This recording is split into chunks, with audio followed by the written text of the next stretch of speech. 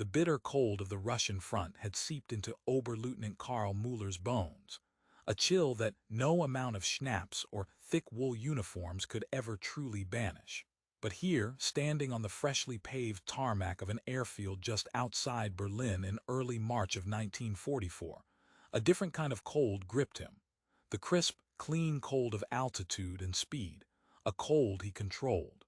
He ran a gloved hand along the sleek, predatory nose of his Focke-Wulf Fw 190D-9, the Dora, its inline Jumo engine a masterpiece of German engineering. At 26 years old, with 48 confirmed kills painted in neat black crosses below his cockpit, he was one of the Luftwaffe's rising stars, a knight of the sky forged in the crucible of the Eastern Front. Through his leather headset crackled the voice of his wingman, Leutnant Hans Vogel, a brash 20-year-old with 17 kills to his name. Another bomber stream, Karl. More of those flying fortresses from England. A nice fat formation for us. Müller adjusted his oxygen mask, the familiar scent of rubber and cold sweat filling his nostrils. Stay sharp, Hans. The Jabos will be with them. The term Jabo was the German contraction for Jagdbomber fighter bombers.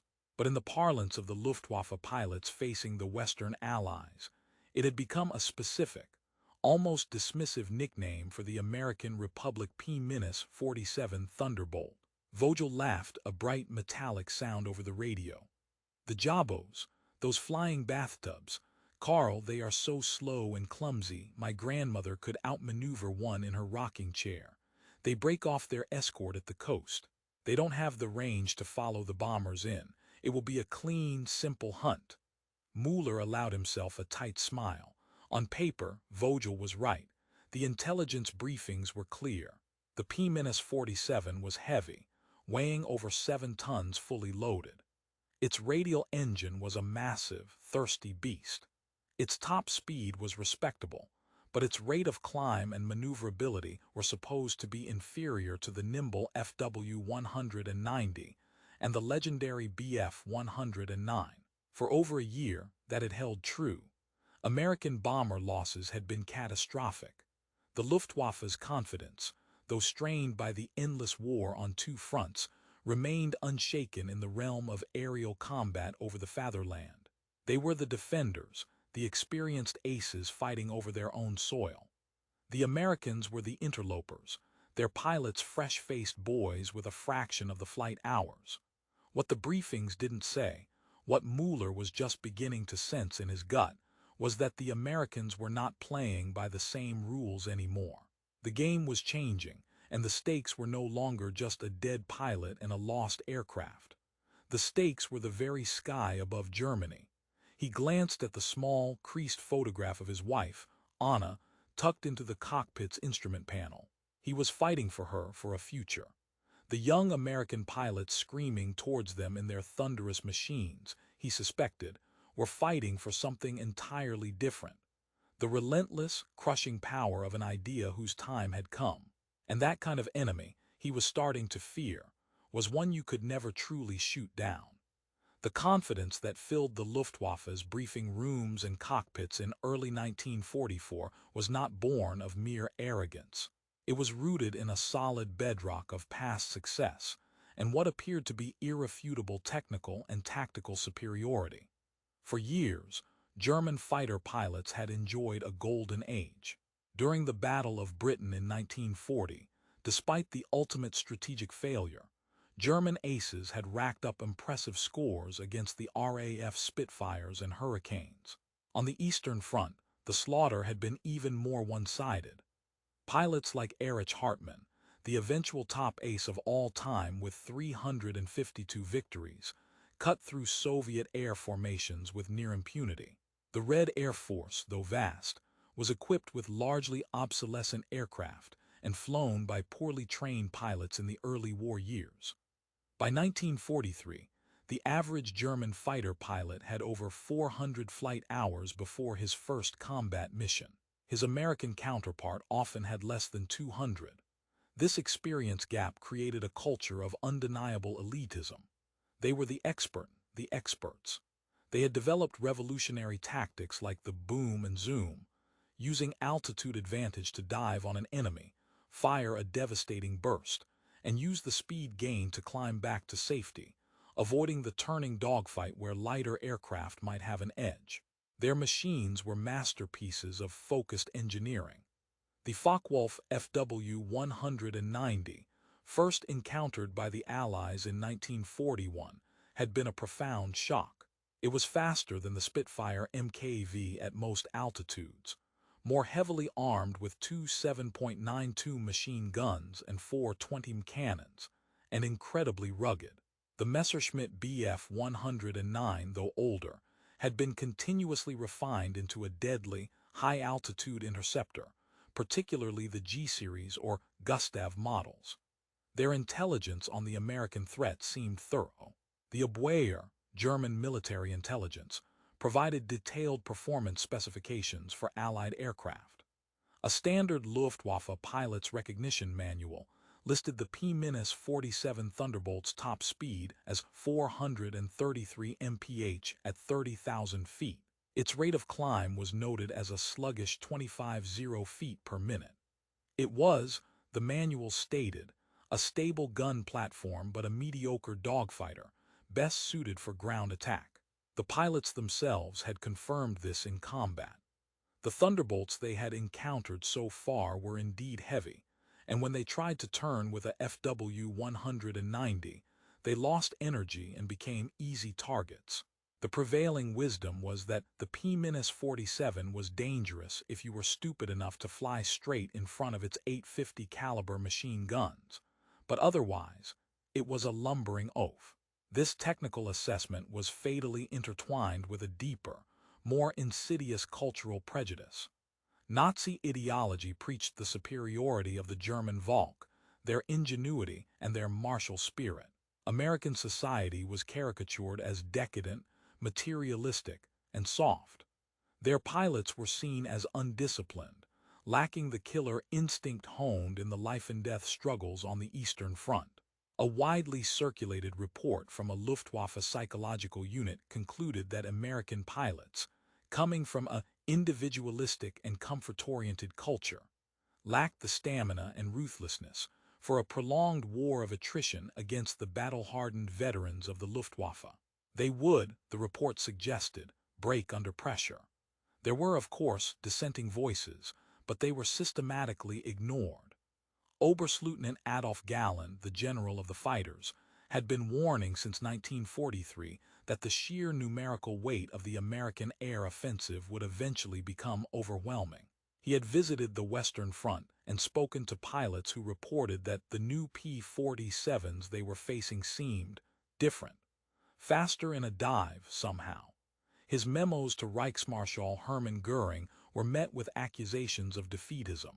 Göring, living in a fantasy world of his own creation, preferred to believe the inflated kill counts and the assurances of his sycophantic staff that the Americans could never achieve air superiority over Europe. One such memo, dated January 15, 1944, written by a frontline Gruppenkommandeur based in France, reported a disturbing engagement. His squadron of Fw-190s had been bounced by a flight of P-47s from an unusually high altitude. The Thunderbolts had dived with them, and instead of falling behind as expected, they had actually gained during the dive, closing to firing range with terrifying speed. The report was stamped, Zurückgezogen, withdrawn, and filed away with a note from a staff officer in Berlin. Pilot error and exaggeration under combat stress. Tactical parameters of P-47 well established. No further action required. That single piece of paper, lost in a sea of bureaucracy, contained a truth that would soon cost hundreds of German pilots their lives. The Americans had not just been building more airplanes.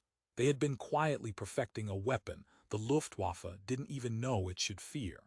And the man most responsible for this transformation was a man the German High Command had never heard of, a brilliant, driven Russian-born engineer named Alexander Kartveli.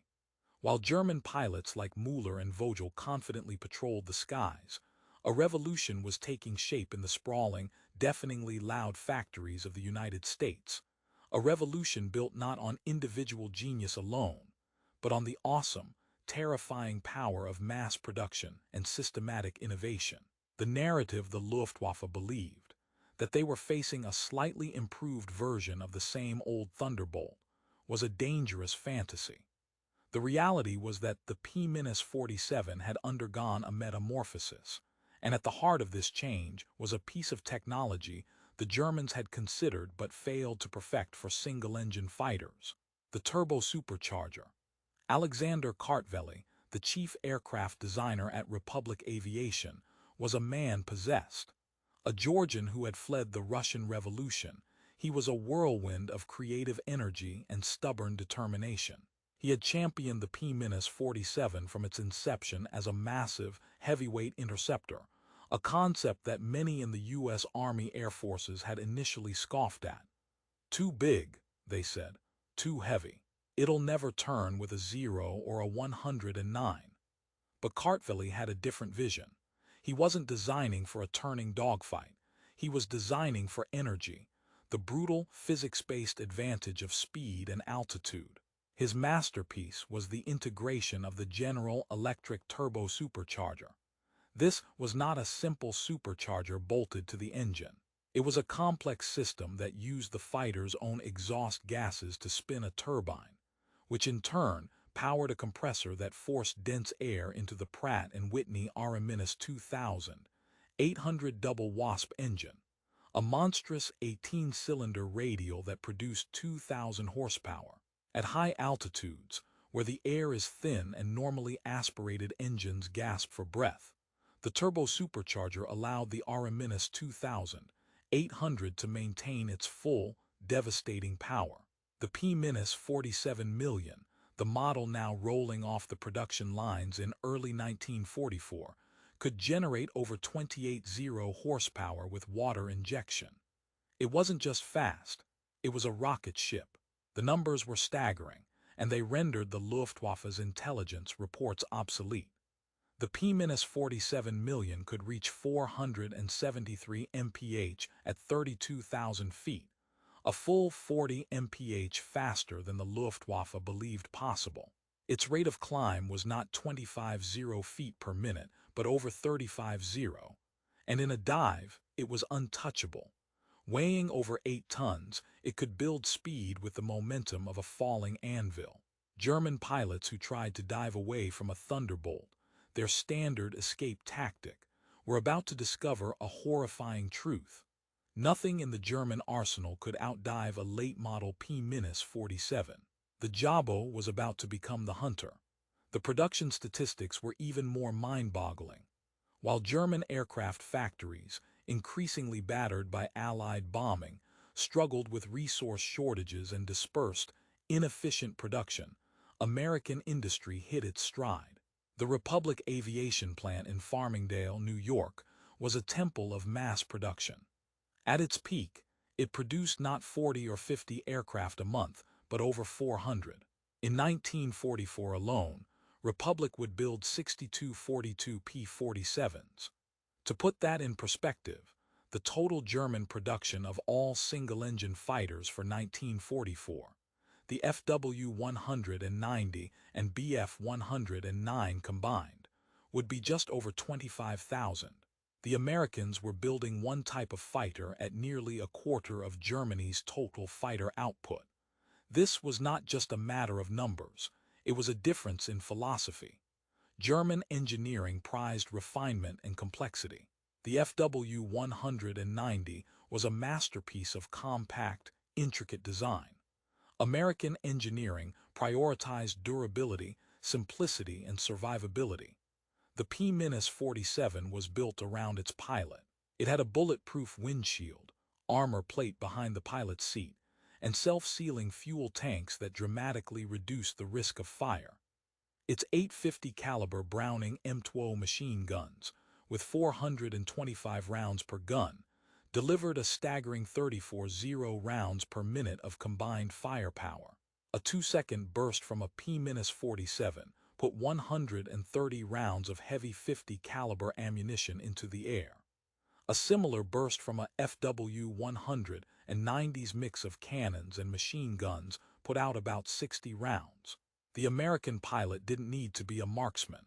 He just needed to point his aircraft in the general direction of the enemy and hose them down with a torrent of lead.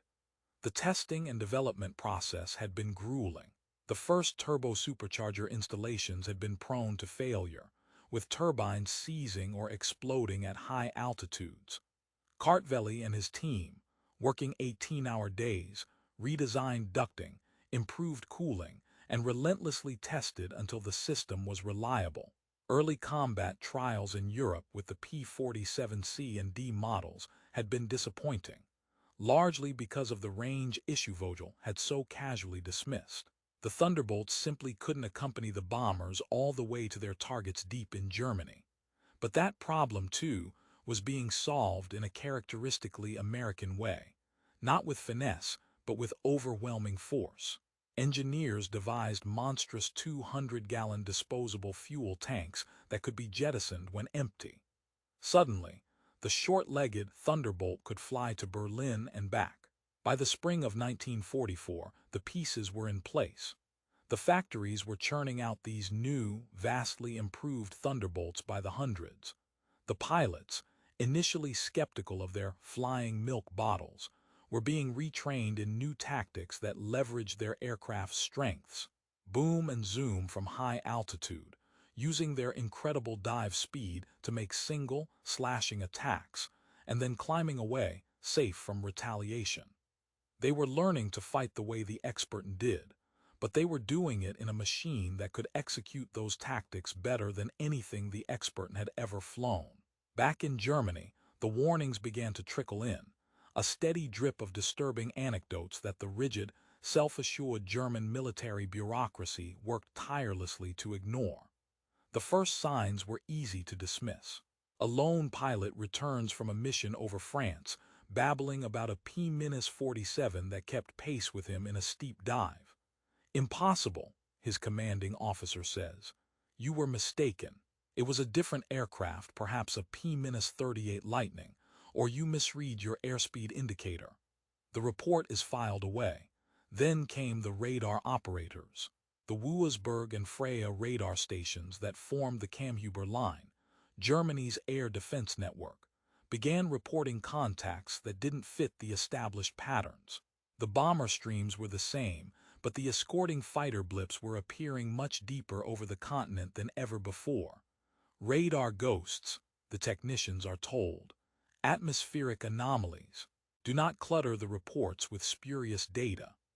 The most compelling evidence came from the frontline Gruppen themselves. In February 1944, the loss rates for single-engine fighters began to creep upward in a way that could not be explained by flak or bomber defensive fire alone. Veteran aces, men with dozens of kills, were failing to return from missions. The official explanation was always the same: lost to unknown causes, or presumed shot down by bomber defensive fire. To suggest that they had been bested by American fighter pilots was heresy. The culture of the Luftwaffe, with its emphasis on individual heroism and the cult of the ace, could not easily accept that their technical and tactical edge was evaporating. A particularly poignant example was the case of Major Johannes Mackie Steinhoff, a respected commander with 176 victories. In late February, he submitted a detailed after-action report describing an engagement with P-47s near Bremen. He wrote that the Thunderbolts had engaged his formation from over 35,000 feet, an altitude he considered the exclusive domain of his own high-altitude Bf-109 G6s. He noted their astonishing dive speed and their ability to make multiple high-speed passes without losing energy. His report concluded with a stark warning: the performance envelope of the enemy fighter has been significantly underestimated. Our current tactics are becoming obsolete. The response from Luftwaffe High Command was a reprimand for pessimism in the face of the enemy and an order to focus on morale. The psychology of denial was powerful. To accept that the P-47 was now a superior fighter in many regimes of flight was to accept that the entire foundation of their aerial defense was crumbling. It was easier to blame the pilots, to attribute losses to a decline in training quality, or to the overwhelming numerical superiority of the enemy, than to confront the terrifying possibility that the Americans had not only caught up, but had leaped ahead.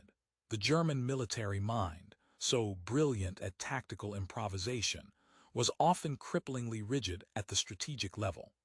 They were fighting the war they had prepared for in 1941, not the war that was happening in 1944. This institutional blindness created a deadly gap between perception and reality. In their cockpits, pilots like Karl Müller were starting to feel a nagging unease, a sense that the sky was becoming a more dangerous place. But in the command bunkers and briefing rooms, the myth of the clumsy, inferior Jumo persisted. The stage was set for a collision between a confident, experienced force and a technologically superior, numerically overwhelming one. The moment of truth was not coming. It was already there, waiting in the cold, thin air high above the Rhine. March 8, 1944, 10:17 am Central European Time. The sky was a deep, hard blue, scrubbed clean by a front that had passed through the night before. Visibility was unlimited. At 28,000 feet over the Ruhr Valley, the industrial heart of Germany, the temperature was 40 degrees below zero. Oberleutnant Karl Müller led his swarm of 4 Fw-190 D9s, their Jumo engines humming a steady, powerful drone. Below them, stretching across the horizon like a metallic cloud, was the 3rd Air Division of the U.S. 8th Air Force, a force of over 300 B-17 flying fortresses, their contrails painting vast, parallel lines across the sky. The target was the ball-bearing plants at Erkenschwick. It was a maximum-effort raid. Achtung, Indianer. The warning crackled over the radio from ground control. Bandits were in the area. Müller scanned the sky, his eyes, trained by years of combat, searching for the telltale dots. He saw them almost immediately. A group of 8, maybe 10, aircraft high above the bombers, their silhouettes sharp against the blue. P-47s. They were at least 5,000 feet above his own formation. Vogel, see them, Müller radioed. Jowl, Vogel replied, his voice still light. The escorts, high as always, they will not come down, they never do. Müller wasn't so sure. There was something about the way these aircraft were positioned. They weren't just orbiting. They were stacked in a loose, predatory formation, conserving their energy, watching. They were acting like hunters, not shepherds. The German attack was textbook. Müller signaled, and his 4 Doras began a shallow climb, angling to position themselves for a frontal attack on the bomber stream, the most dangerous but most effective approach, minimizing the time exposed to the fortress's formidable 50 caliber defensive fire. The plan was to make one fast pass, hopefully knock down a bomber or two, and then dive away to re-attack from below. It was at that moment that the world changed. The high cover of P-47s, the ones Müller had been watching, tipped over and began to dive. But they didn't dive towards the bombers. They dove directly towards Müller's swarm, and they did not dive like the heavy thunderbolts he remembered. They fell out of the sky like stones, their speed building with a terrifying, silent acceleration. The sun glinted not off one group but off 2 more behind them, and then a third. Müller's mind, trained to assess threats instantly, tried to count. 8, 16, 24. His stomach tightened into a cold knot. This wasn't a squadron, this was an entire group. Break off the attack, Müller barked into his radio. All units, Jabos diving from high, many of them. It was too late. The lead element of Thunderbolts from the 56th Fighter Group, the Wolf Pack, was already among them. They weren't trying to turn. They screamed through the German formation in a single, slashing pass. Müller caught a glimpse of one as it shot past, so close he could see the checkered nose art and the individual exhaust stacks on its massive engine. It was a P-47, but it was sleeker. its canopy more streamlined. This was no bathtub. This was a predator. The radio exploded into chaos. "Sie sind zu schnell. They're too fast," someone screamed. "Vogel, break left, left," Müller yelled. He saw Vogel's Dora bank hard, but a thunderbolt was already on him, matching his turn with an ease that defied belief. The .850 calibers on the American fighter sparkled, and a stream of tracers reached out. They didn't just hit Vogel's plane. They walked up the fuselage and tore the entire tail section off. The Fw-190 flicked once, and then disintegrated into a cloud of metal and flame. There was no parachute. Hans Vogel, who had laughed about outmaneuvering thunderbolts with his grandmother's rocking chair, was dead. The engagement had lasted less than 10 seconds. Müller shoved his own throttle to the emergency war power setting and shoved the stick forward, initiating a steep dive. The Dora responded, the wind scream rising to a shriek. This was the escape. This was what always worked. No Allied fighter could follow a Fw-190 in a dive. He risked a glance in his mirror. His blood ran cold. A P-47 was right behind him, diving with him. Not just following, gaining. The distance between them was shrinking. The Thunderbolt was hanging in his blind spot, a monstrous, dark shape growing larger by the second. The American pilot wasn't firing. He was waiting. He had the energy advantage, the speed advantage. He was in complete control. Müller pulled back on the stick with all his strength, his vision graying out from the G-forces as he tried to pull out of the dive and into a climbing turn. The Dora shuddered, its wings protesting the strain. For a glorious second he thought he had made it. Then he saw the tracers. They weren't the sporadic, hopeful bursts he was used to. They were a solid, concentrated river of fire, so dense he could almost feel their heat. The Thunderbolt had opened fire from 600 yards, an impossible range for a deflection shot, but the volume of fire was so immense that accuracy was almost irrelevant. The 50 caliber rounds, each one as long as a man's hand, began to slam into his aircraft. The first hits tore into his right wing, shredding the aileron. The cockpit filled with the deafening, metallic sound of a hailstorm on a tin roof. A cannon shell, his own, cooked off in its magazine, sending a fireball ripping through the fuselage behind him. The controls went sloppy in his hands. Smoke began to pour into the cockpit, acrid and choking. He looked in his mirror again. The P-47 was still there, impossibly close now, its 8-gun ports still winking. The American pilot could have finished him, but he seemed to be holding fire, as if studying his prey. Müller's mind raced, the training and experience of 48 victories offering no solution. He couldn't outdive it. He couldn't outclimb it. He couldn't outturn it. Every axiom of aerial combat he had built his life upon was a lie. The radio was a cacophony of panic, a symphony of a dying air force. "Mayday, mayday, engine hit, ich brenne. I'm on fire. Where are they all coming from?" The voices cut out one by one, replaced by the hiss of static. Through the smoke and the oil smearing his canopy, Müller looked up. The sky, which minutes before had been a clear, empty blue, was now filled with contrails, dozens of them, maybe hundreds, all converging on the bomber stream. It wasn't a fighter escort. It was an aerial armada of thunderbolts, a swarm of angry, unstoppable hornets. They were not just protecting the bombers anymore. They were clearing the sky of the Luftwaffe. He had just enough time to see the tracers start to wink from the P-47's guns again, this time aimed directly at his cockpit. The world narrowed to that converging cone of fire.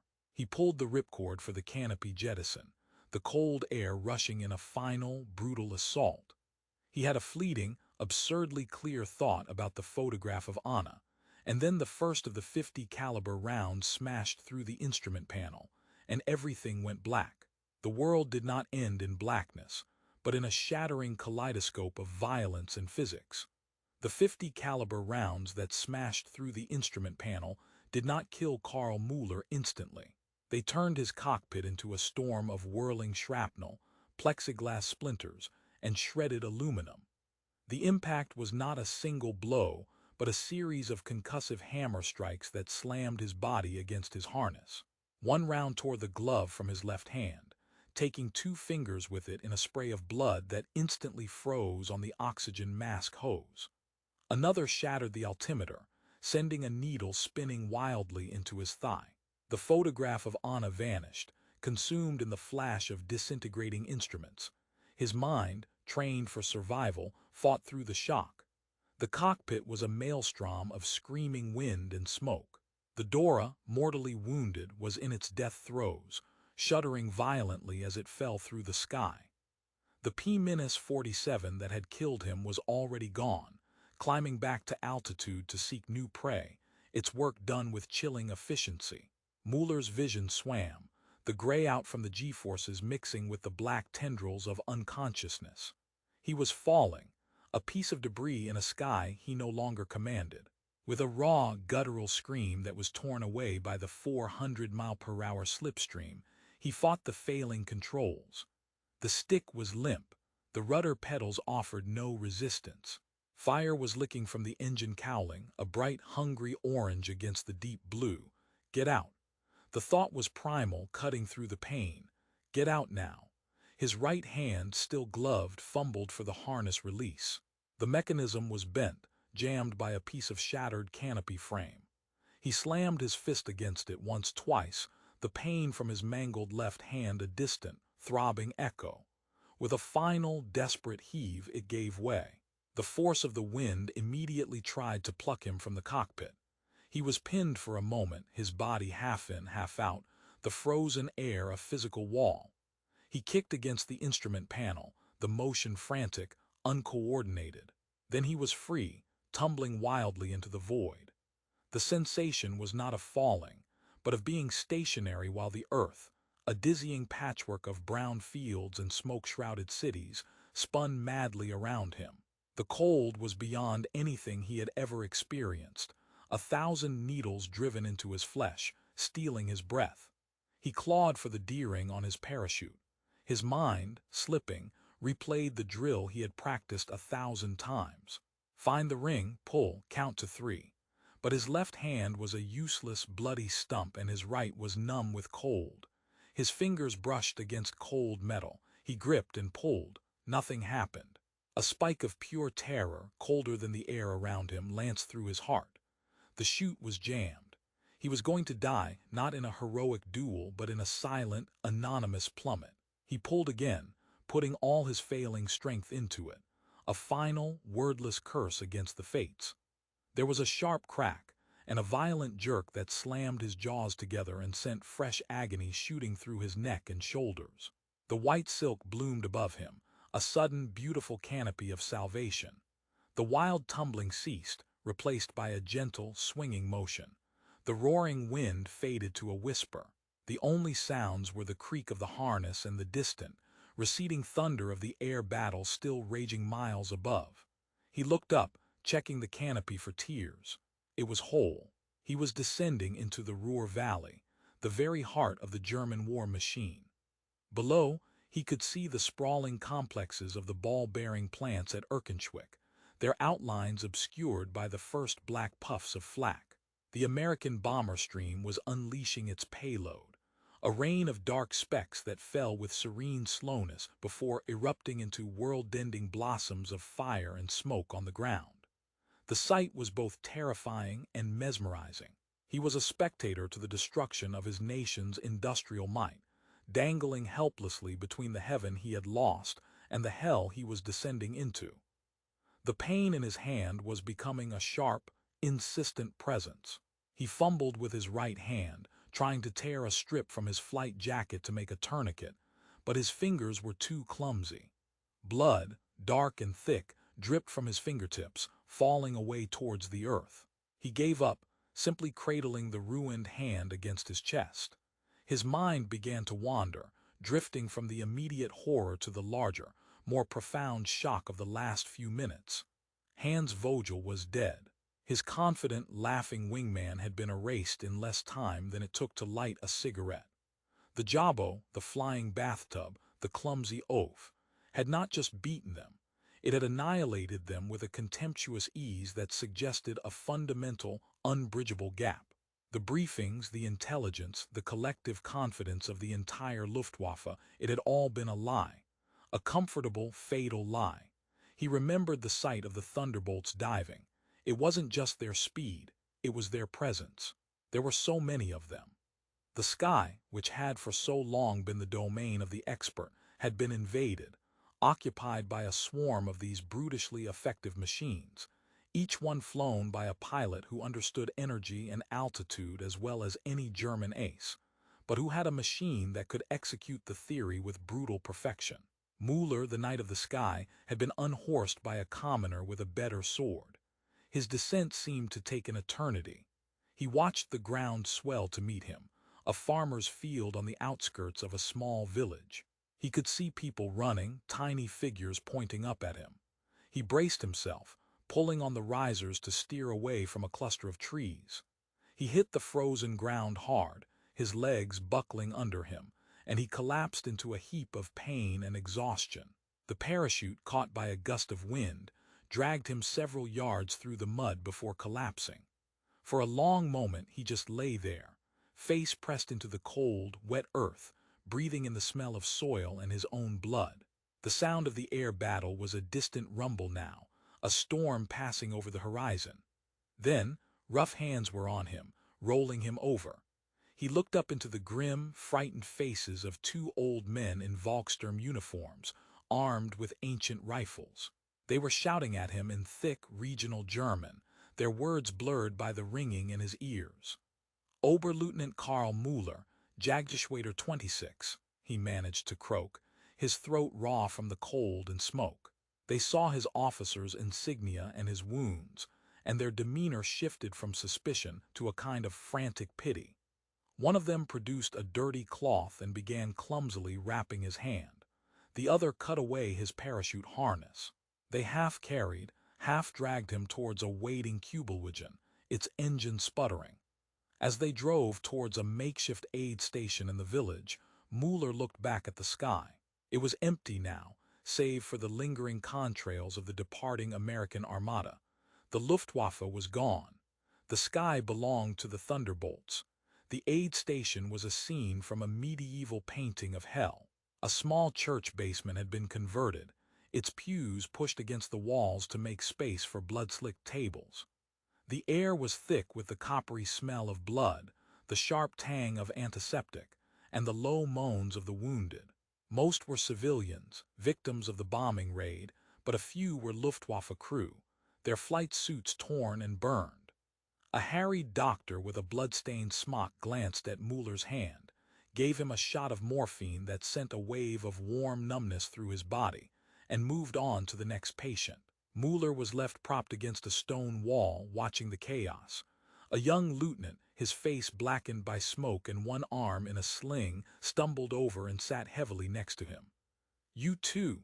the young man asked, his voice hollow. Müller nodded weakly. "Thunderbolts." The lieutenant let out a short, bitter laugh. "Thunderbolts. They told us they were slow. They told us they couldn't turn. They told us they had no range." He looked at Müller, his eyes wide with a kind of shattered disbelief. "My entire staff flew 12 aircraft. I am the only one. They came from nowhere, so high. I was in a Gustav, a high-altitude model. They were above me. How is that possible?" Müller had no answer. The morphine was clouding his thoughts, but the young pilot's words echoed his own.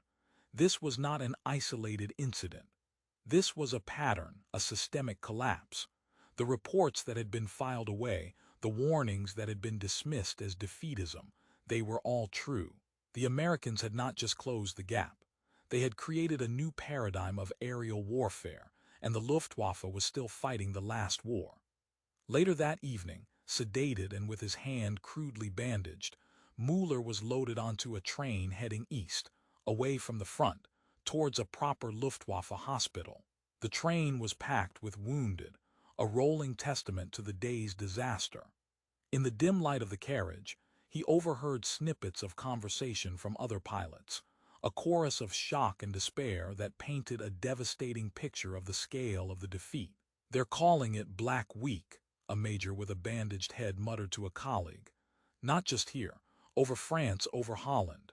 The 8th Air Force is flying with impunity. Their escorts are everywhere. The losses are unsustainable, the other officer replied, his voice low. My group lost 18 pilots in 3 days. 18. We cannot replace them. The new boys, they have 60, maybe 70 hours. They are children, they are meat for the grinder. Goering is furious. He accuses us of cowardice. He says we are not fighting with the proper National Socialist spirit. A snort of derision. Let him come up and fight them in his private Jumo 52. Then he will see the spirit of the American 50 caliber. The conversation drifted to technical specifics, the desperate grasping for an explanation. They must have a new engine, the major said. Something we don't know about. The way they dive, it is not natural. My Dora was at full power in a 70-degree dive. The Thunderbolt caught me as if I were standing still. I have never seen anything like it. Müller closed his eyes, letting the morphine and the rhythmic clatter of the train wheels carry him away. The confidence of the morning felt like a memory from a different lifetime, a naive dream shattered by the hard, cold reality of American industrial and technological might. He had fought for the future he shared with Anna, but the future that was screaming out of the sky was one he no longer recognized. While Karl Müller drifted in a narcotic haze, the shockwaves of the March 8th raid, and the countless others like it throughout that pivotal spring of 1944, radiated through the German war machine. The isolated, dismissed reports now coalesced into an undeniable and terrifying trend. The Luftwaffe's carefully compiled statistics, once a source of pride, became a ledger of doom. In the first 6 weeks following the full deployment of the long-range, high-performance P.D. and the introduction of the P-51 Mustang, the Luftwaffe's single-engine fighter force in the West lost over 1,200 aircraft. The kill-to-loss ratio, which had been a comfortable 1.2 to 1 in favor of the Germans in late 1943, inverted catastrophically. By April 1944, for every German fighter shot down, the Americans were losing only 0.3 of their own, a ratio of more than 3 to 1 in their favor. The narrative of the clumsy Jabo was dead, replaced by the grim reality of the Jagdflieger's new nickname for the Thunderbolt, Der Dick or Die Focke-Wulf Fw, the Fat One, or the Focke-Wulf Killer. The reaction within the German High Command was a toxic mixture of denial, fury, and desperation. In his lavish estate, Karrenhall, Reichsmarschall Hermann Göring received the grim reports with apoplectic rage. He refused to believe the numbers, accusing his pilots of cowardice and his staff of incompetence. A transcript of a high-level conference dated March 20, 1944, captured his response to General der Jagdflieger Adolf Galland's sober assessment. I will not listen to this defeatist nonsense, Galland. Göring is recorded as shouting.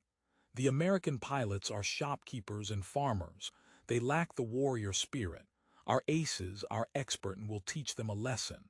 If your pilots cannot fight, then I will find new commanders who will. Galland, a pragmatic and respected leader who understood the reality better than anyone, argued back, his voice cold with suppressed anger. Herr Reichsmarschall, the expert are dead. Hartmann and Barkhorn are pinned down in the east. The men we are losing now are the replacements, the boys with a few months of training. They are being sent to their deaths. The enemy fighter is superior in every performance parameter that matters above 20,000 feet. We are not just outnumbered, we are outclassed. The response from the High Command was not a technological or tactical reassessment, but a series of increasingly draconian and counterproductive orders. Göring issued a directive that forbade fighter pilots from breaking off an engagement unless their aircraft was critically damaged, an order that effectively sentenced them to death against the hit-and-run tactics of the Thunderbolts. Another order demanded that fighters form ever closer formations to better concentrate their fire on the bombers, making them even more vulnerable to the slashing attacks of the American escorts. The Luftwaffe, the service that had pioneered modern air combat, was being forced to abandon its own hard-won lessons in the face of ideological blindness. Simultaneously, in the vast, echoing hangars of the Reichsluftfahrtministerium, RLM, in Berlin, a different kind of drama was unfolding. The engineers and technical analysts, the men who understood machines and physics, were piecing together the terrifying truth. Their primary source of information was the rare, precious capture of a downed, but relatively intact P-47. One such aircraft, a P-47D of the 78th Fighter Group that had made a forced landing in a Dutch field in late March, was secretly disassembled and transported to the RLM's testing facility at Richlin. The chief technical analyst, a brilliant and weary engineer named Dr. Ernst Schmidt, oversaw the post-mortem. His report, classified Geheim Kommandantisch, Secret Commander's Matter, was a masterpiece of reluctant admiration and chilling clarity. He and his team spent days crawling over the wreckage, measuring, sketching, and calculating. The key, Schmidt wrote in his summary, dated April 5, 1944, is not merely the airframe or the engine, impressive as they are. The heart of this aircraft's performance is the General Electric Type B turbo supercharger system. It is mounted in the rear fuselage, a configuration we considered for the FW-190, but rejected due to cooling and complexity concerns. The Americans have solved these problems. This system allows the Pratt & Whitney RMS-2000 800 engine to develop over 23.0 horsepower at 28,000 feet. Our DB605, by comparison, produces less than 1,500 horsepower at that altitude. The weight of the supercharger system, approximately 90 kilograms, is more than compensated for by the power gain. The report contained detailed comparisons. The P-47's wing loading was far higher than any German fighter, which explained its poor turning radius, but its power-to-weight ratio at altitude was superior. Schmidt noted the incredible durability of the airframe. The aircraft is built like a Panzer. The pilot is surrounded by 9.5 mm of armor plate. The windshield is 2.5 inches of bulletproof glass. The 50 caliber ammunition is housed in self-sealing tanks. It can absorb tremendous punishment and return to base. Our 20 cannon shells are effective, but the volume of fire from 8 heavy machine guns is devastating. A 2-second burst places over 120 rounds into a target area. Our fighters simply cannot match this weight of fire. The report's conclusion was devastating. The tactical assessments provided to our pilots for the past year are obsolete. The P-47 is not a mediocre dogfighter. It is a dedicated energy fighter, and in this role, it is superior to both the FW-190 and Bf-109 at all altitudes above 6,000 meters. Engaging this aircraft in a dive is suicide. The only viable tactic is to avoid combat at altitude and attempt to engage at lower levels, where its turbo supercharger provides less of an advantage, or to attack it from a position of overwhelming numerical superiority, a circumstance which is becoming increasingly rare. Schmidt's report was circulated among a small group of senior RLM officials. The reaction was not one of urgent action, but of bureaucratic paralysis. The proposed solutions, developing a new generation of high-altitude fighters with similar turbo supercharger technology, or massively up-arming existing types, were long-term projects. The Focke-Wulf Fw 152, a high-altitude derivative of the FW-190, was still months away from production. The Messerschmitt Me 209, a proposed high-altitude interceptor, existed only on paper. The Americans had won the technological race, and the gap was measured not in months, but in years of industrial momentum that Germany could never hope to match. This technological shock was mirrored by a psychological collapse that spread through the ranks of the once invincible Jagdflieger.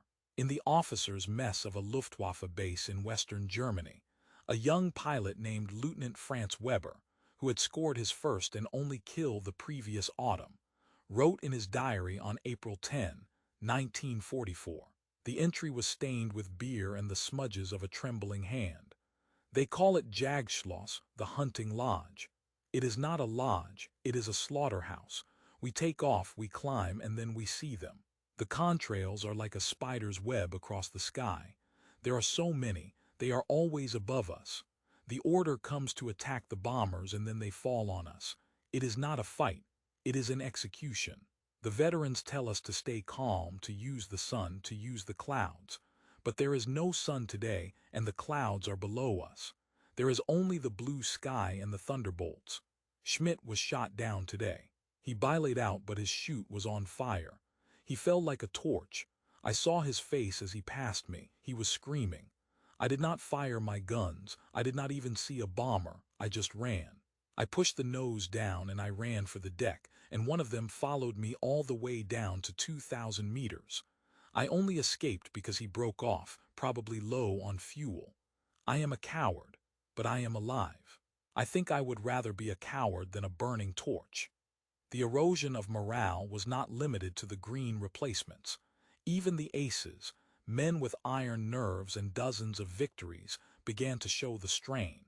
Major Gunther Rahl, a legend with over 250 kills, mostly on the Eastern Front, was transferred to the defense of the Reich in early 1944. After his first major engagement with P-47s, he was heard to remark quietly to his adjutant, "This is a different war. The sky is not ours anymore."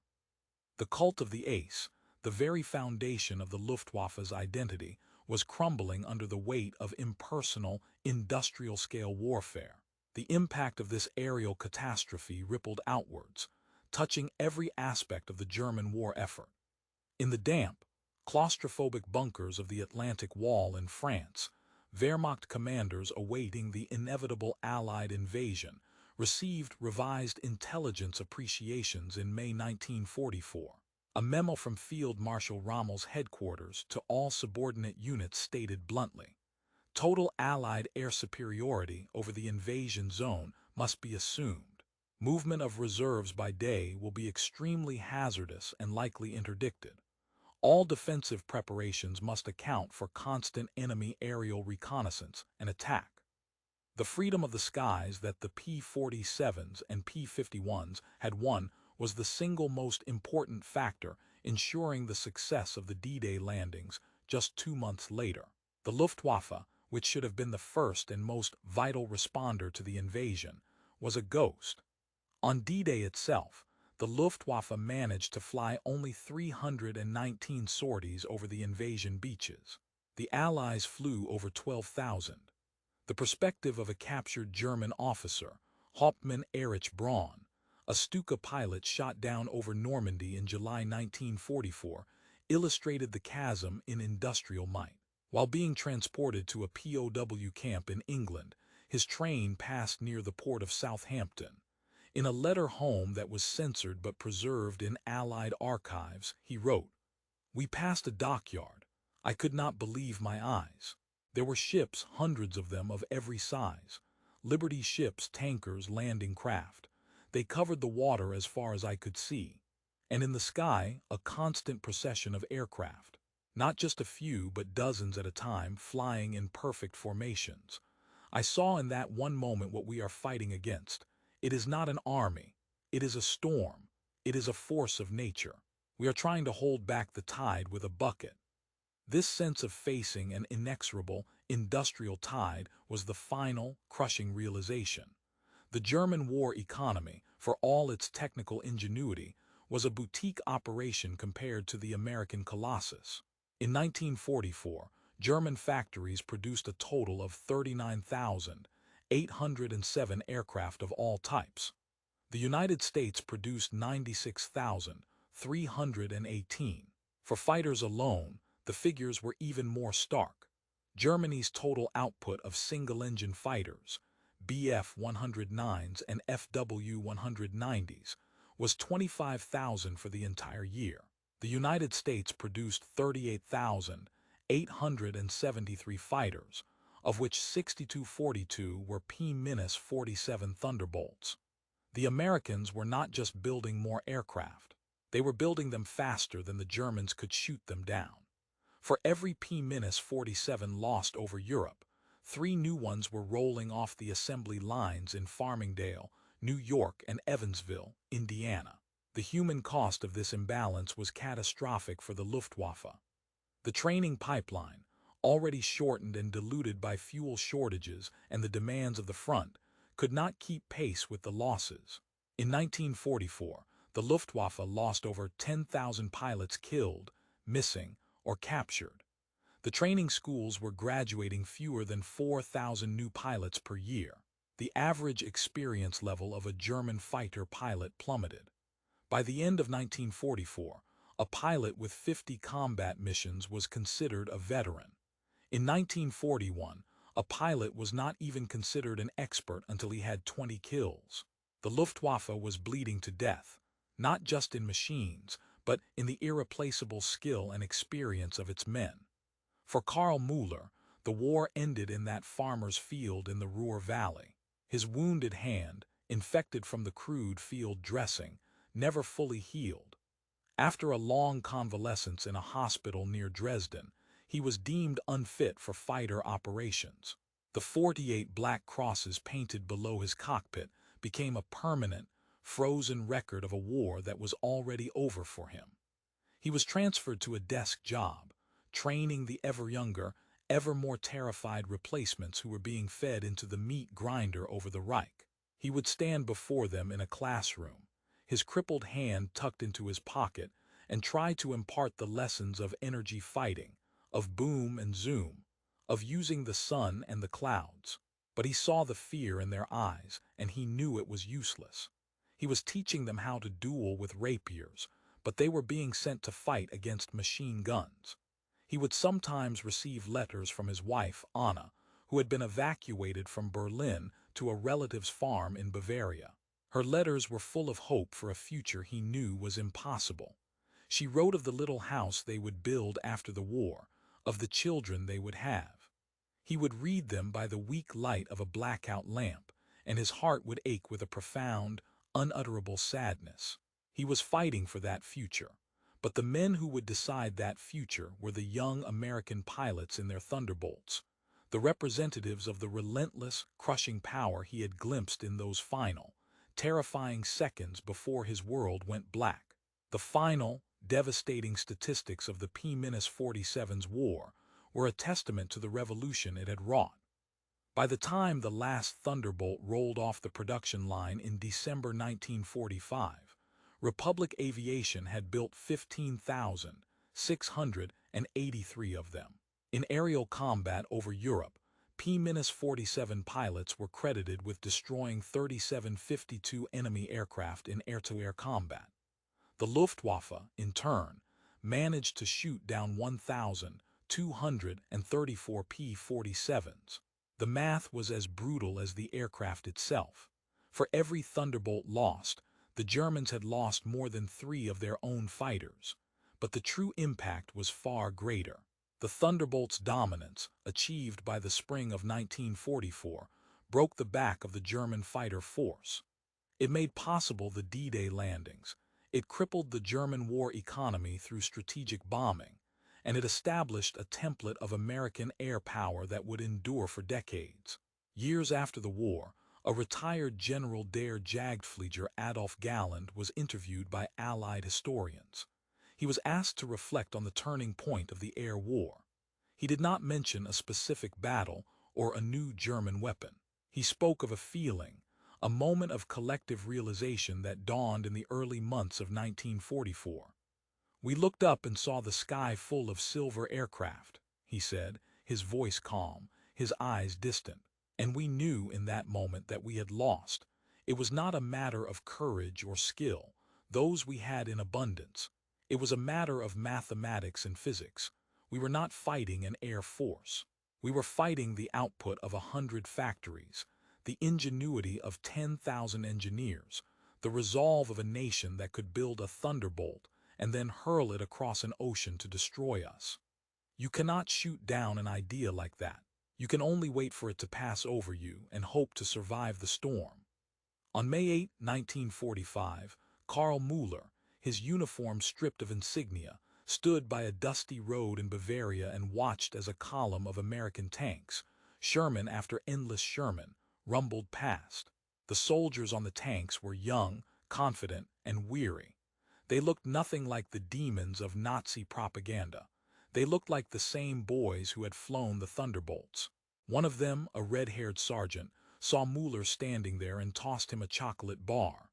Müller caught it with his good hand. He looked at the chocolate, a small, perfect symbol of the abundance that had defeated him, and then he looked back at the sky. It was empty, silent, and finally at peace. The thunder was gone.